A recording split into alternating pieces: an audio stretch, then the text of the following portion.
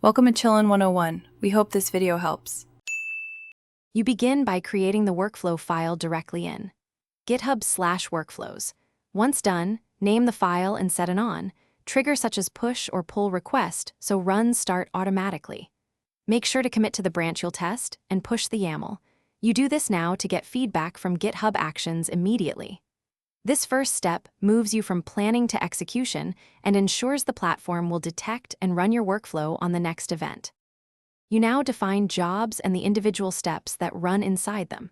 Start with runs on to pick a runner, then add steps like actions/checkout and language setup actions. Follow with your build and test commands. Use a matrix to run variants in parallel and cache dependencies to speed subsequent runs. Also pass secrets via secrets. Name and set environment variables to avoid leaking values. These middle steps structure execution and let you iterate quickly while keeping runs efficient and secure. You finish by triggering and verifying the workflow in the Actions tab. Once the run starts, watch the job timeline and expand step logs to see real-time output and exit codes. If something fails, rerun the job or rerun failed steps.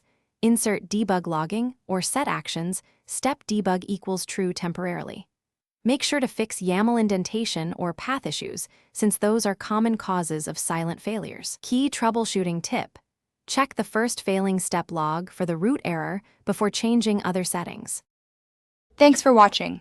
Consider subscribing if we helped you.